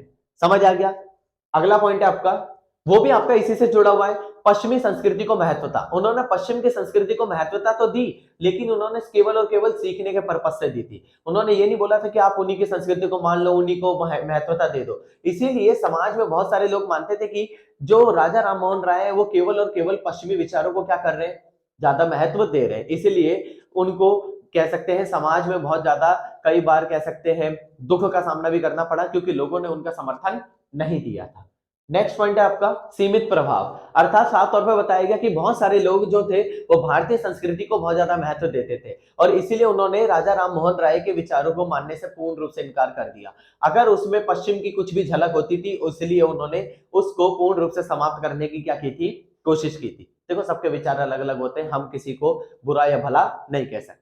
समझ आ गया। अब चलते हैं अगले पॉइंट की तरफ, उच्च वर्गीय सुधार। इसमें ज्यादातर देखा गया तो उच्च वर्ग के लोगों को ज्यादातर सुधार हुआ, लेकिन जो निम्न वर्ग के लोग थे वो बिल्कुल भी इस नई विचारधारा को मानने से इनकार कर रहे थे, क्योंकि जो पढ़े लिखे थोड़े बहुत थे वो पश्चिम के विचारों को सीखने पर जोर दे रहे थे, लेकिन जो गरीब होते हैं उन्हें केवल अपनी संस्कृति, अपना धर्म महत्व लगता है और इसीलिए उन्होंने इसका फर्क केवल और केवल किस पे पड़ा, उच्च वर्ग के लोगों पे, और निम्न वर्ग के लोगों पे इसका बिल्कुल भी क्या नहीं पड़ा था, महत्व नहीं हुआ था या फर्क बिल्कुल भी नहीं पड़ा था। ठीक है। अब हमारा जो लास्ट पॉइंट है, ध्यान से सुनना, धार्मिक सुधार, अर्थात उस समय पर कह सकते हैं धर्म को पूर्ण रूप से सुधारने की कोशिश की गई, प्रयास किया गया और इसीलिए उन्होंने धर्म के आधार पर होने वाले भेदभाव को संपूर्ण मात्रा में समाप्त करने का क्या किया था, प्रयास किया था। इसीलिए उनके बारे में हम जानने की क्या कर रहे हैं, कोशिश कर रहे हैं। समझ आ गया। तो ये आपका पूरा क्वेश्चन था जिसमें हमने राजा राममोहन राय के कुछ विचार भी पढ़े और उसके साथ साथ हमने उनके कह सकते हैं कुछ उनकी आलोचना भी पढ़ी। ये आपका क्वेश्चन था, अब खत्म हो गया है। अब चलते हैं अगले क्वेश्चन की तरफ। ताराबाई शिंदे द्वारा किए गए महिलाओं के अधिकारों के लिए जो भी कार्य किए गए थे उसके बारे में हमें बताना है कि मतलब ताराबाई शिंदे ने ऐसे क्या क्या काम किए जिससे महिलाओं को आगे बढ़ने का अवसर मिला। हमने पहले कुछ क्लासेस में पढ़ा है नारीवाद के बारे में, तो आज हम इसके बारे में बात करेंगे। सेम वही चीज है। तो ताराबाई शिंदे भी एक कह सकते हैं महत्वपूर्ण विचारक थी जिन्होंने अपने विचारों को संपूर्ण मात्रा में प्रस्तुत किया। सन 1822 के अराउंड कह सकते हैं इनका महत्व बहुत ज्यादा बढ़ने लग गया था, क्योंकि इन्होंने महिलाओं के लिए कई सारे कह सकते हैं कई सारे प्रावधान किए थे। तो उन्हीं के बारे में हमें क्या करना है, पढ़ना है। एक एक करके सारे समझाता हूं, ध्यान से सुनना। नंबर 1, स्त्री और पुरुष तुलना। संपूर्ण समाज ये मानता था कि जो कह सकते हैं पुरुष है वो सबसे बड़े, महिलाओं को बिल्कुल भी अधिकार नहीं है और महिलाओं को अगर आगे बढ़ने का अधिकार होना चाहिए तो वो उन्हें नहीं मिलना चाहिए। इसलिए ताराबाई शिंदे ने इसके खिलाफ आवाज उठाई और पुरुषों के समान महिलाओं को लाने का प्रयास किया और उनको संपूर्ण मात्रा में अवसर दिलाने का क्या किया, प्रयास किया। समझ आ गया। नंबर 2, महिला अधिकारों की मांग, अर्थात उन्होंने महिलाओं के अधिकारों की मांग के लिए आवाज उठाई। उन्होंने बोला ज्यादा से ज्यादा महिलाओं को एजुकेशन मिलनी चाहिए, अपनी मर्जी से धर्म मानने का अधिकार होना चाहिए, समानता का अधिकार मिलना चाहिए, स्वतंत्रता का अधिकार मिलना चाहिए, कहीं आने जाने का अधिकार मिलना चाहिए, अपनी राय प्रकट करने का अधिकार मिलना चाहिए, इसके साथ साथ व्यापार करने का अधिकार मिलना चाहिए। ये सारे अधिकारों की उन्होंने क्या की, मांग की, और जो शिक्षा के माध्यम से ही क्या हो सकता था, संभव हो सकता था। नंबर 3, विधवा पुनर्विवाह। उन्होंने साफ तौर पे बोला कि अगर किसी स्त्री का पति मर जाता है तो उसके बाद उसे दोबारा से विवाह करने की अनुमति होनी चाहिए, क्योंकि उसका पति तो मर गया है। आप खुद सोचो, लॉजिक बताता हूं। जैसे मान के चलो एक 50 साल का आदमी है, उसकी शादी किससे करवा दी गई? 15 साल की लड़की से करवा दी गई। सबको पता है ज्यादा से ज्यादा 5 साल 10 साल तक वो जिएगा। अब मान के चलो अगर गलती से ही अगले साल उसकी क्या हो गई, मृत्यु हो गई, तो उसके कारण क्या हुआ, उस लड़की को 16 साल की उम्र में अपनी जिंदगी क्या करनी पड़ेगी, गंवानी पड़ेगी। ये तो गलत था। इसीलिए ताराबाई शिंदे ने क्या कहा, उन्होंने बोला कि समाज में फैली हुई कुरीतियों को समाप्त करो और सभी को समाज में आगे बढ़ने का मौका दो और महिलाओं को विधवा पुनर्विवाह पर मंजूरी दो। इसलिए उन्होंने क्या उठाई थी, आवाज उठाई थी।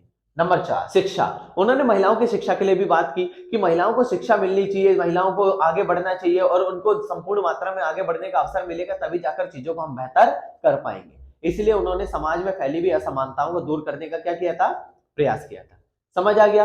नेक्स्ट पॉइंट है आपका पितृसत्ता की आलोचना। उन्होंने साफ तौर पर बताया कि महिलाओं को भी अधिकार होना चाहिए। पिता की मृत्यु के बाद सारे के सारे अधिकार केवल केवल पुरुषों को मिलते हैं और उनको महिलाओं को भी मिलने चाहिए। इसलिए उन्होंने महिलाओं के पूर्ण रूप से अधिकारों की मांग की ताकि समाज में उनको भी आगे बढ़ने का संपूर्ण क्या मिल सके, अवसर मिल सके। समझ आ गया। अब चलते हैं अगले पॉइंट, नारीवाद आधारशिला। अर्थात उन्होंने कह सकते हैं नारियों के ऊपर कई सारे लेख लिखे और धीरे धीरे करके संपूर्ण समाज में उनके ये लेख क्या होने लगे, फैलने लगे। और इसी प्रकार हम ये कह सकते हैं कि समाज में लोगों के साथ होने वाले अत्याचारों को पूर्ण रूप से क्या किया गया, समाप्त किया गया। इसीलिए उनके विचारों को अगर देखा जाए तो संपूर्ण मात्रा में बहुत ही ज्यादा अच्छा और बेहतर करने की क्या की गई, कोशिश की गई। समझ आ गया। अब चलते हैं अगले पॉइंट की तरफ, सामाजिक सुधार। समाज में फैली हुई असमानताओं को दूर करने की कोशिश की, समाज में सभी को एक बराबर लाने की कोशिश की, महिलाओं को आगे बढ़ाने की कोशिश की। ये सारे के सारे सामाजिक सुधार ही तो है, क्योंकि अगर समाज में परिवर्तन नहीं आएगा तो लोग अपने लिए क्या कर सकते हैं, लोग अपने लिए कभी भी अपने विचारों को प्रस्तुत नहीं कर पाएंगे। इसीलिए उन्होंने इस चीज को बताने का क्या किया, प्रयास किया। ठीक है। नेक्स्ट पॉइंट है आपका सामाजिक न्याय। अर्थात साफ तौर पे हमने पहले भी पढ़ लिया है कि समाज में रह रहे सभी लोगों के बीच में सामाजिक न्याय की स्थापना होनी चाहिए, क्योंकि पहले के टाइम पे क्या होता था, महिलाओं को किसी भी प्रकार का न्याय नहीं मिलता था, हमेशा उनके साथ अन्याय होता था। उस चीज को समाप्त करने की कोशिश की गई और सभी को समाज में समान रूप से आगे बढ़ने का क्या दिया गया, अवसर दिया गया। समझ आ गया। अब ये आपका क्वेश्चन खत्म हो गया है। अब चलते हैं अगले क्वेश्चन की तरफ। जो आपका 10वां क्वेश्चन वो है, तिलक ने स्वराज के लिए क्या क्या किया और जो लोगों को एकजुट करने के लिए अपने कैसे विचार प्रस्तुत किए, इसके बारे में भी हम क्या करेंगे, पढ़ेंगे। ध्यान से सुनना, एक एक करके मैं आपको सारी चीजें समझाता हूँ। नंबर 1, जो बाल गंगाधर तिलक थे उन्होंने क्या किया, उन्होंने समाज में सभी लोगों को एकजुट लाने की कोशिश की। उन्होंने समाज में अपने विचारों को प्रस्तुत किया ताकि लोग उनके साथ जुड़े, उनके साथ आगे बढ़े, और इसीलिए उन्होंने एक अपने विचारों को जो कह सकते हैं सभी के समक्ष प्रस्तुत किया था, ताकि हर व्यक्ति उनके विचारों के माध्यम से देश के लिए अपने कह सकते हैं वजूद को दिखा सके, अपनी इंपॉर्टेंस को दिखा सके कि हमारा देश के प्रति प्रेम बहुत ज्यादा है। और इसीलिए उनके विचारों से किस प्रकार लोग इंस्पायर हुए उसके बारे में हम क्या करते हैं, पढ़ते हैं। नंबर 1, नारों का प्रयोग। जो बाल गंगाधर तिलक थे उन्होंने सबसे महत्वपूर्ण अपना नारा दिया था, स्वराज मेरा जन्मसिद्ध अधिकार है। अगर मैं भारत में जन्मा हूं तो मुझे स्वतंत्रता जन्म से ही मिलनी चाहिए। और इसीलिए उन्होंने संपूर्ण लोगों के बीच में इसी नारे के तहत इंस्पिरेशन जगाने की कोशिश की, उनके अंदर वो विश्वास जगाने की, वो राष्ट्रवाद की भावना जगाने की कोशिश की, जिससे समाज में सभी लोगों को संपूर्ण मात्रा में आगे बढ़ने का क्या मिल सके, अवसर मिल सके। इसलिए उन्होंने विचारों को क्या किया, प्रस्तुत किया। समझ आ गया। नंबर 2, सांस्कृतिक कार्यक्रम। जो बाल गंगाधर तिलक थे उन्होंने कई सारे सांस्कृतिक कार्यक्रम किए, जैसे गणेश चतुर्थी का उन्होंने आह्वान किया, उन्होंने उसकी शुरुआत की, और इसके साथ साथ पहले भी चली आ रही थी लेकिन उन्होंने उसको ज्यादा बढ़ाया, और इसके साथ साथ शिवाजी जयंती को उन्होंने शुरू किया, ताकि जो महाराष्ट्र की जनता है उनको सभी को एक बराबर लाने का क्या किया जा सके, प्रयास किया जा सके। सभी को जब एक बराबर लाया जाएगा तभी जाकर हम चीजों को और ज्यादा बेहतर करने का क्या करेंगे, प्रयास करेंगे। समझ आ गया। नेक्स्ट पॉइंट है आपका शिक्षा और जागरूकता। जितने भी लोग हैं सभी के बीच में शिक्षा को महत्वता देनी चाहिए, शिक्षा को ज्यादा से ज्यादा मात्रा में आगे बढ़ाना चाहिए, ताकि जितने भी लोग हैं वो अपनी चीजों को और ज्यादा बेहतर करने के लिए प्रयास करेंगे और धीरे धीरे करके समाज में फैली हुई असमानताओं को दूर करेंगे और शिक्षा के माध्यम से सभी एक बराबर आने का क्या करेंगे, प्रयास करेंगे। स्वदेशी आंदोलन। उन्होंने स्वदेशी आंदोलन पर जोर दिया और भारतीय उत्पादों को ज्यादा से ज्यादा मात्रा में बढ़ाने का प्रयास किया, ताकि धीरे धीरे करके अगर हम चीजों को और ज्यादा बेहतर कर पाएंगे और धीरे धीरे करके हम स्वदेशी आंदोलन पे ज्यादा फोकस करेंगे, क्योंकि हम भारतीय उत्पाद को खरीदे, उसको ज्यादा आगे बढ़ाए। इस पर उन्होंने क्या किया, जोर दिया। नेक्स्ट पॉइंट है आपका पत्रकारिता। उन्होंने समाज में लोगों को ज्यादा से ज्यादा इंस्पायर करने के लिए, जागरूक करने के लिए पत्रकारिता जैसे कह सकते हैं बहुत सारे मैगजीन में उन्होंने अपने विचारों को प्रस्तुत किया। उन्होंने केसरी कह सकते हैं अखबार में अपने विचार प्रस्तुत किए, उन्होंने मराठा अखबार में अपने विचार प्रस्तुत किए, ताकि लोगों के बीच में उनके विचारों को आगे बढ़ाया जा सके, समाज में उनको एक बराबर लाया जा सके, और जितनी भी उनके साथ कह सकते हैं असमानताएं फैल रही हैं, लोगों के बीच में जो अत्याचार हो रहे हैं, उन सबको पूर्ण रूप से क्या किया जा सके, समाप्त किया जा सके। नेक्स्ट पॉइंट, जन आंदोलन का नेतृत्व। उन्होंने समाज में लोगों के बीच में अगर देखा जाए तो छोटे से लेकर बड़े सारे के सारे जन आंदोलन में अपनी भूमिका निभाई। कई बार तो उन्होंने यहाँ पर लीड भी किया, ताकि ज्यादातर लोगों को ज्यादातर मात्रा में आगे बढ़ाने का संपूर्ण अवसर मिले, और धीरे धीरे करके उनके बीच में फैली हुई असमानताओं को पूर्ण रूप से दूर करने की क्या की गई, कोशिश की गई। समझ आ गया। अगला पॉइंट है आपका स्वराज का अर्थ। उन्होंने साफ तौर पे स्वराज का अर्थ बताने की कोशिश की। स्वराज का मतलब ये नहीं है कि हम सिर्फ अंग्रेजों से कह सकते हैं अंग्रेजों से आजादी पाले। स्वराज का मतलब था कि हम अपनी मर्जी से अपना जीवन जी सके, हमारे लोग भी हमारे ऊपर अत्याचार ना करें, सभी को संपूर्ण मात्रा में आगे बढ़ने का अवसर मिले। इसीलिए उन्होंने स्वराज पर ज्यादातर क्या किया, बल दिया। समझ आ गया। अब चलते हैं लास्ट पॉइंट की तरफ, ब्रिटिश शासन की आलोचना। उन्होंने साफ तौर पर ब्रिटिश शासन की आलोचना करने का प्रयास किया। धीरे धीरे करके अगर देखा जाए तो अंग्रेजों का शासन पूरी तरीके से खत्म करना चाहिए। जब हम उनको खत्म कर पाएंगे तभी हम चीजों को और ज्यादा बेहतर कर पाएंगे। इसलिए उन्होंने समाज में लोगों को और ज्यादा बेहतर करने का प्रयास किया, ताकि ब्रिटिशों को पूर्ण रूप से समाप्त किया जा सके और एक अच्छे भारतीय समाज की स्थापना की जा सके। समझ आ गया। ये क्वेश्चन भी आपका क्या हो गया, खत्म हो गया। महात्मा गांधी की स्वराज की अवधारणा पर अपने विचार प्रस्तुत कीजिए, और इसको प्राप्त करने के लिए उन्होंने कौन कौन से तरीकों का क्या किया, इस्तेमाल किया। महात्मा गांधी जी, इसके बारे में हमने एक क्वेश्चन पहले भी पढ़ा था। महात्मा गांधी जी ने समाज में फैले हुए कह सकते विचारधाराओं को समाप्त करने के लिए अपने विचारों को प्रस्तुत किया, और उन्होंने स्वराज के लिए यानी स्वतंत्रता के लिए बहुत सारे कार्य किए। उसके बारे में हम क्या करेंगे, पढ़ेंगे। एक एक करके पॉइंट समझाता हूं। नंबर 1, आत्मशासन। महात्मा गांधी जी ऐसा मानते थे कि अगर कोई भी व्यक्ति है तो उसे अगर देश को क्या करना पड़ेगा, आगे बढ़ाना पड़ेगा, या देश की आजादी के लिए एफर्ट करना पड़ेगा, तो हमें स्वयं को करना पड़ेगा, तभी जाकर हम चीजों को और ज्यादा बेहतर कर पाएंगे। अगर हम ऐसा नहीं कर पाते तो बहुत ज्यादा हमें क्या होने वाली है, दिक्कत होने वाली है। इसलिए उन्होंने आत्मशासन पर ज्यादा क्या किया, बल दिया। नंबर 2, आत्मनिर्भरता। आर्थिक रूप में, सामाजिक रूप में, सांस्कृतिक रूप में हर व्यक्ति को आत्मनिर्भर होना चाहिए, तभी जाकर हम चीजों को और ज्यादा बेहतर करने का क्या कर पाएंगे, प्रयास कर पाएंगे। इसीलिए उन्होंने समाज में फैले हुए विचारधाराओं को संपूर्ण मात्रा में समाप्त करने का क्या किया था, प्रयास किया था, और लोगों को आत्मनिर्भर बनाने पर जोर दिया था। नंबर 3, नैतिकता और न्याय। अर्थात साफ तौर पर यह बताया गया कि लोगों के बीच में नैतिकता को फैलाना चाहिए, न्याय को बढ़ावा देना चाहिए, ताकि लोगों के नैतिक मूल्यों को ज्यादा बढ़ावा दिया जा सके, और लोग अपने लिए एफर्ट करेंगे, धीरे धीरे करके फिर वो आजादी के लिए भी क्या कर पाएंगे, अपनी मांग को आगे बढ़ा पाएंगे। नंबर 4, ग्राम स्वराज। उन्होंने साफ तौर पर यह बताया कि हमारे जो विचार है वो हर व्यक्ति तक फैलने चाहिए, हर व्यक्ति को उसको आगे बढ़ाना चाहिए, और ग्रामीण इलाकों में कह सकते हैं या हर व्यक्ति को संपूर्ण मात्रा में आगे बढ़ने का क्या मिलना चाहिए, अवसर मिलना चाहिए। इसलिए उन्होंने समाज में फैले हुए सारे विचारों को संपूर्ण मात्रा में समाप्त करने की क्या की थी, कोशिश की थी। अहिंसा और सत्य। उन्होंने साफ तौर पर बताया कि व्यक्ति को हमेशा जीवन में अहिंसा के मार्ग पर ही चलना चाहिए और हमेशा सच का साथ देना चाहिए, तभी जाकर हमें स्वराज की स्थापना मिल सकती है। क्योंकि वो ये मानते थे कि अहिंसा के मार्ग पर ही हम देश को क्या कर पाएंगे, आजाद कर पाएंगे।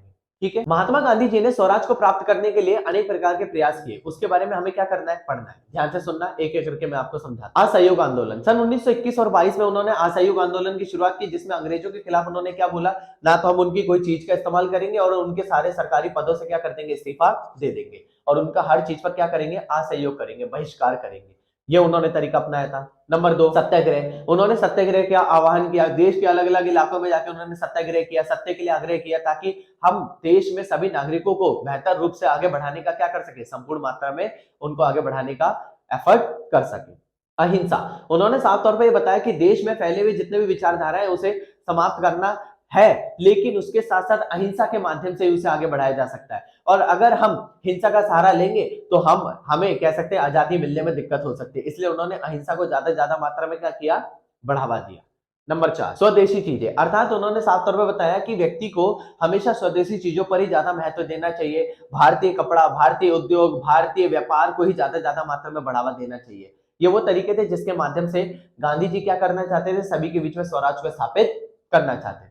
नेक्स्ट पॉइंट है आपका ग्राम स्वराज। अर्थात उन्होंने साफ तौर पर बताया ग्राम स्वराज यानी ग्रामीण लोगों के बीच में भी हमें क्या करना चाहिए, ग्रामीण लोगों के बीच में हमें ये समानता फैलानी चाहिए और लोगों के बीच में ये विचार को महत्वता देनी चाहिए, तभी जाकर हम देश में क्या कर पाएंगे, आजादी के लिए एफर्ट कर पाएंगे। शिक्षा और जागरूकता, उन्होंने भी बोला कि शिक्षा को ज्यादा महत्व मिलना चाहिए। जब लोग ज्यादा से ज्यादा मात्रा में जागरूक होंगे तभी जाकर हम एक बेहतर जीवन पद्धति का क्या कर पाएंगे, अनुसरण कर पाएंगे, और हम एक ऐसे देश को स्थापित कर पाएंगे जहां पर हर व्यक्ति को शिक्षा प्राप्त करने का क्या होगा, अधिकार होगा। सामाजिक सुधार, उन्होंने समाज में फैली हुई असमानताओं को दूर करने का प्रयास किया और बहुत छोटे छोटे स्तर पर कह सकते हैं समाज में लोगों को उनकी नैतिकता के बारे में बताया, अन्याय के बारे में बताया, ताकि चीजों को और ज्यादा बेहतर किया जा सके और समाज में सुधार लाया जा सके। अगला है लास्ट पॉइंट आपका, आंदोलन का नेतृत्व, अर्थात उन्होंने आंदोलनों का नेतृत्व किया। 1921-22 में क्या किया, असहयोग आंदोलन, 1930 में क्या किया, सविनय अवज्ञा आंदोलन, और 1942 में क्या किया, भारत छोड़ो आंदोलन। तो इसलिए उन्होंने इन बड़े बड़े आंदोलनों में अपनी भूमिका निभाई थी और लोगों के बीच में कह सकते हैं स्वराज के विचारों को ज्यादा क्या दिया था, महत्व दिया था। समझ आ गया, ये क्वेश्चन भी खत्म हो गया। अब इस बुक के सबसे आखिरी क्वेश्चन के बारे में बात करेंगे जो बहुत ज्यादा क्या है, इंपॉर्टेंट है। सामाजिक और राजनीतिक जीवन में सावरकर के विचारों का महत्व बताइए और हिंदू धर्म में इसकी क्या भूमिका थी। मतलब कि सावरकर जो थे उन्होंने भी अपने विचार प्रस्तुत किए, वो भी एक भारतीय राजनीतिक चिंतक के रूप में उभर कर आए। उन्हीं के विचारों को हमें यहाँ पर क्या करना है, पढ़ना है। तो ध्यान से सुनना, एक एक करके इनकी सारी चीजों के बारे में हम क्या करते हैं, बात करते हैं। नंबर 1, राष्ट्रीय एकता, उन्होंने भी क्या किया, समाज में फैली हुई जो कह सकते हैं असमानताएं थी या फिर लोग एक दूसरे से दूर रहते थे, उन सबको दूर करने की कोशिश की और समाज में एकता स्थापित करने की कोशिश की। तभी जाकर हम देश को अखंड बना सकेंगे और एक रूप में जोड़ सकेंगे। नंबर 2, सांस्कृतिक गौरव, उन्होंने साफ तौर पर सांस्कृतिक गौरव को ज्यादा महत्व दिया और समाज में सभी को भारतीय संस्कृति को ज्यादातर बढ़ावा देने में फोकस किया। उन्होंने ये बोला कि मतलब कि हमारी जो संस्कृति है वो सबसे बेहतर है, उसको और ज्यादा बेहतर करने का हमें क्या करना चाहिए, प्रयास करना चाहिए। इसलिए उन्होंने अपने विचार क्या किए थे, प्रस्तुत किए थे। नंबर 3, अस्पृश्यता का उन्मूलन, उन्होंने ये जो अस्पृश्यता जिसे छुआछूत कहते हैं इसको दूर करने की कोशिश की। लोग ना निचली जाति वालों के साथ बैठते नहीं थे, उठते नहीं थे, खाते पीते नहीं थे, इसलिए उन्होंने इस अस्पृश्यता को पूर्ण रूप से समाप्त करने का क्या किया, प्रयास किया। इसीलिए उन्होंने इस चीज को क्या किया है, बताया है। ठीक है, नेक्स्ट पॉइंट है आपका हिंदू राष्ट्र। वो ऐसा मानते थे कि भारत जो है वो केवल हिंदू राष्ट्र होना चाहिए और हिंदू राष्ट्र होगा तो उसमें सभी एक बराबर रहेंगे और कोई दूसरे धर्म का व्यक्ति नहीं होगा, तो सभी को हिंदुत्व को बढ़ावा मिलेगा और देश का कभी भी क्या नहीं होगा, खंडन नहीं होगा। वो इस चीज पर अपने विचार प्रस्तुत करते थे। सबके अलग अलग थॉट्स हो सकते हैं, जैसे सावरकर के थे, वो हिंदुत्व पर ज्यादा क्या करते थे, बढ़ावा देते थे। नेक्स्ट पॉइंट है आपका हिंदुत्व पर सावरकर के विचारों का प्रभाव, अर्थात यानी जो ये जो उनके विचार थे उनसे हिंदुत्व पर क्या क्या बढ़ावा मिला। नंबर 1, हिंदू पुनरुत्थान, अर्थात बहुत सारे यहाँ पर कह सकते हैं हिंदू थे, वो अपने धर्म के प्रति और ज्यादा जागरूक हो गए। उन्होंने वापस से कह सकते हैं, जिन्होंने दूसरे धर्म को मानना शुरू कर दिया तो उन्होंने वापस से हिंदू धर्म को मानना क्या किया, शुरू किया। इससे हिंदुत्व को बढ़ावा मिला और हिंदू धर्म को कह सकते हैं अधिक से अधिक मात्रा में बढ़ावा मिलने लगा। राष्ट्रीय पहचान, अर्थात उन्होंने साफ तौर पर राष्ट्रीय पहचान मतलब देश के बीच में राष्ट्रीय पहचान को बढ़ावा देने का प्रयास किया ताकि चीजों को और ज्यादा बेहतर किया जा सके, और इसीलिए देश की पहचान हमारे लिए बहुत ज्यादा क्या होती है, जरूरी होती है। नेक्स्ट पॉइंट है आपका राजनीतिक प्रभाव। इसी के तहत अगर देखा जाए तो हिंदुत्व की भावना से प्रेरित होकर भारतीय जनसंघ नामक एक समुदाय बना था और उसी में से आगे चल के एक नई पार्टी का निर्माण हुआ जिसे बीजेपी, भारतीय जनता पार्टी कहते हैं, जो वर्तमान में अभी क्या है, केंद्र सरकार में भी है। तो इसीलिए सावरकर के विचार से बहुत सारे लोगों ने हिंदुत्व को ज्यादा क्या किया था, बढ़ावा दिया था। ठीक है, ये इस बुक के मैंने आपको बहुत ज्यादा मोस्ट इंपोर्टेंट क्वेश्चन करवाए थे जो पिछले 4 सालों में आए हैं। ठीक है, अगर आपको वीडियो अच्छी लगी हो तो वीडियो को लाइक करें, चैनल को सब्सक्राइब करें और ज्यादा से ज्यादा अपने दोस्तों तक शेयर करें। अगर आप इस वीडियो को कम से कम 20 लोगों को शेयर करते हो तो मैं आपको इसके शॉर्ट नोट्स का पीडीएफ क्या कर दूंगा, आपको डिस्क्रिप्शन में लिंक में दे दूंगा और आपको पर्सनली भी व्हाट्सएप पे शेयर कर दूंगा। मिलते हैं नेक्स्ट वीडियो में जो आपकी हिस्ट्री को लेकर होने वाली और अन्य पॉलिटिकल साइंस को लेकर होने वाली है। Thank you.